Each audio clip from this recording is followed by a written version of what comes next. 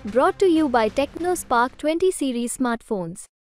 सनातन विरोधी है। तेजस्वी आनंद ने इसका अपोज किया और कहा कि अगर हम सनातन विरोधी रहते तो हमारे घर में मंदिर नहीं होता और बीजेपी वाले भगवान नहीं है। भाई अगर ये लोग सनातन धर्म के विरोधी नहीं होते तो मुझे बताइए ना कि जब इन्हीं के घटक दल कितनी ऐसी पार्टियां हैं, आप डाउन साउथ में चले जाइए, क्या कुछ नहीं कहा गया था डीएमके के द्वारा, उनके नेताओं के द्वारा सनातन धर्म को बीमारी तक से जोड़ दिया गया था, भगवान राम के अस्तित्व को नकारा गया था।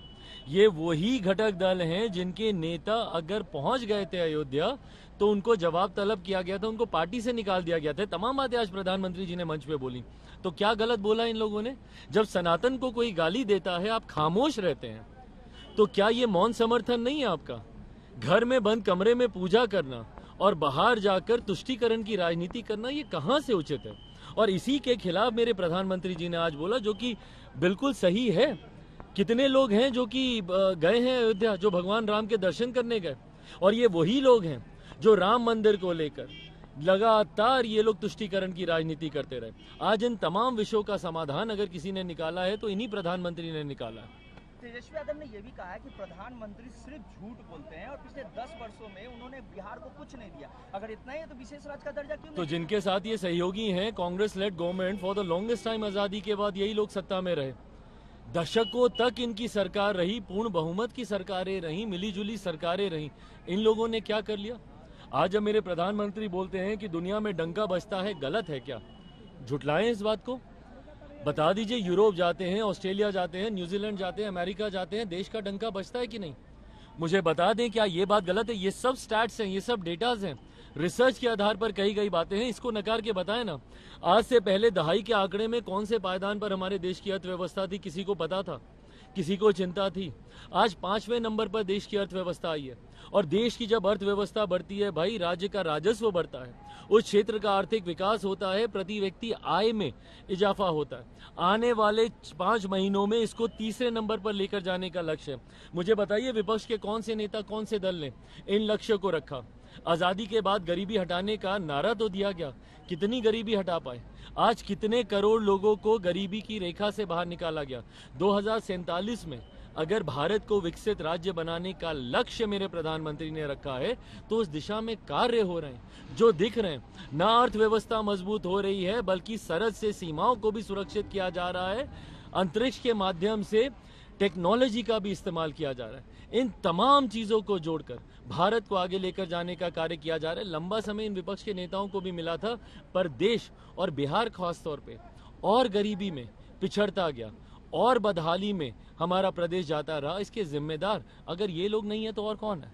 उन्होंने तेजस्वी यादव ने करप्शन की बात की और उन्होंने ये भी कहा कि बीजेपी में, एनडीए में जो भी लोग जाते हैं वो करप्शन से क्लीन चिट हो जाते हैं और सिर्फ विपक्ष पर ही जांच एजेंसियों का कार्रवाई होती है। भाई जब ये लोग, मैं यही बोलता हूँ कि मोदी का विरोध करते करते भगवान राम का विरोध करने लगते हैं, मोदी का विरोध करते करते संवैधानिक संस्थाओं का विरोध करने लगते हैं, मोदी का विरोध करते करते लोकतंत्र के चौथे लोकतंत्र का एक मजबूत स्तंभ जुडिशरी का ये लोग विरोध करने लगते हैं। कहां तक सही है ये? अगर आप संवैधानिक संस्थाओं पर अगर आप विश्वास नहीं रखेंगे, देश के जुडिशियल सिस्टम में अगर आप विश्वास नहीं रखेंगे, मतलब इनके ऊपर कार्रवाई हो तो गलत। अगर आपने कुछ अपराध नहीं किया तो डरते क्यों हैं? क्या देश की कानून व्यवस्था पर इन लोगों को विश्वास नहीं है? क्या देश के जुडिशियल सिस्टम पर इन लोगों को विश्वास नहीं है? ईडी, सीबीआई को तो आप लोग नकारते आए ही हैं अभी तक। पर यह बात भी याद रखने की जरूरत है कि सबसे पहले अगर किसी ने, और वो भी उसी संस्थान से जुड़े हुए एक बड़े अधिकारी ने, अगर किसी ने सीबीआई को केंद्र सरकार का तोता कहा था तो वो यूपीए की सरकार में ही कहा गया था, जिसका प्रतिनिधित्व, जिसको लीड कांग्रेस कर रही थी। तो जवाब दें ये लोग अगर इन संस्थाओं पे इनको विश्वास नहीं है। परिवारवाद को लेकर भी बार बार सवाल उठ रहे हैं और आपके जीजा को लेकर भी सवाल उठ रहे हैं कि वो मेहमान हैं, प्रधानमंत्री क्यों नहीं परिवारवाद पे? भाई परिवारवाद की परिभाषा मैं चाहता हूं विपक्ष के तमाम नेता सुन ले। मेरे प्रधानमंत्री जी ने उस दिन सदन में, लोकसभा के अंदर, इस बात को बहुत कैटेगोरिकली उन्होंने क्लैरिफाई किया था कि क्या है परिवारवाद। और मैं भी मानता हूं बड़े व्यक्तित्व का सुपुत्र या सुपुत्री होना आपका सौभाग्य हो सकता है, आपकी काबिलियत नहीं। सौभाग्य आपको मौका देता है, बट काबिलियत ही आपको विजय रथ पर सवार कर अपनी मंजिल तक लेकर जाएगी। इन्हीं के परिवार के, राजद के ही कितने परिवार के लोग ऐसे हैं जो चुनाव लड़े पर जीत नहीं पाए। क्यों? क्योंकि जनता ने उनको नकार दिया। ऐसे में जो मेहनत करेगा, संघर्ष करेगा, इतिहास गवाह है भैया, कितने बड़े बड़े राष्ट्रपति प्रधानमंत्रियों के बच्चे हैं जिनको दुनिया नहीं जानती, देश नहीं जानता, कोई नहीं जानता। क्यों? क्योंकि वो मेहनत नहीं कर पाए, अपना मुकाम नहीं बना पाए। पर अगर कोई अपनी क्षमता से, अपनी मेहनत से आगे आता है, and eventually everything boils down to your capabilities, your potential. आप पब्लिक डोमेन में है, जनता आपका भविष्य निर्धारित करेगी ना। अगर परिवारवाद से आने के बाद भी आपने मेहनत की होगी तो जनता आपको स्वीकार करेगी, पर सिर्फ सरनेम के नाम से आप आगे बढ़ना चाहेंगे तो जनता आपको नकारेगी ही नकारेगी। सीएम ने कहा कि 4000 एमपी देंगे, इस बयान को कैसे देख रहे हैं? क्या चीज? सीएम ने आज अपने संबोधन के दौरान कहा कि 400 नहीं 4000 एमपी देंगे, 543 लोकसभा सीट है। भाई कोई बात नहीं, या तो स्लिप ऑफ टंग भी होता है कई बार, बट ठीक है।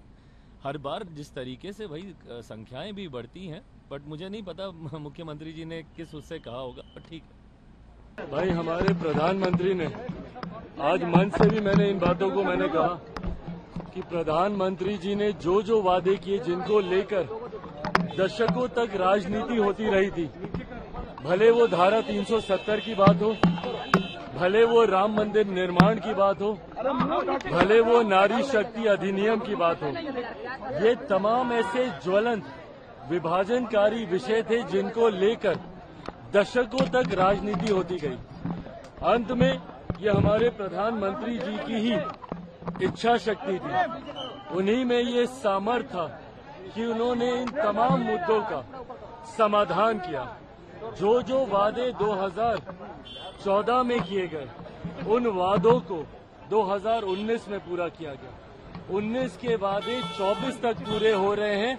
अगर ऐसा नहीं होता तो 2014 से बड़ी जीत 19 में नहीं होती, और अब 2019 से बड़ी जीत की ओर हम लोग 2024 में अग्रसर हो रहे हैं।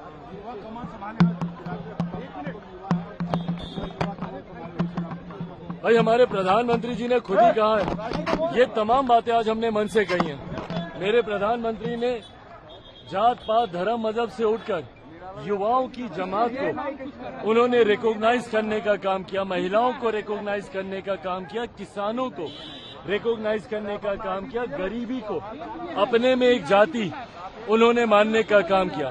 मैंने खुद जब अपने टिकट डिस्ट्रीब्यूशन मैंने किया, इस बात का मैंने विशेष ध्यान दिया कि जात पात धर्म मजहब से उठकर महिलाओं का रिप्रेजेंटेशन हो, युवाओं का रिप्रेजेंटेशन हो। ऐसे में जब आप कह रहे हैं कि आज युवाओं ने बिहार की कमान संभाल रखी है, हकीकत है भारतीय जनता पार्टी के युवा चेहरे हों या हमारी पार्टी के चेहरे हों, युवा जोश अनुभव के साथ आगे बढ़ने का कार्य कर रहा है। तेजस्वी यादव ने अपनी वीजा को लेकर कहा है कि मेहमान है, लेकिन मेहमान अरे भाई वो हमारे ही नहीं, उनके भी मेहमान है।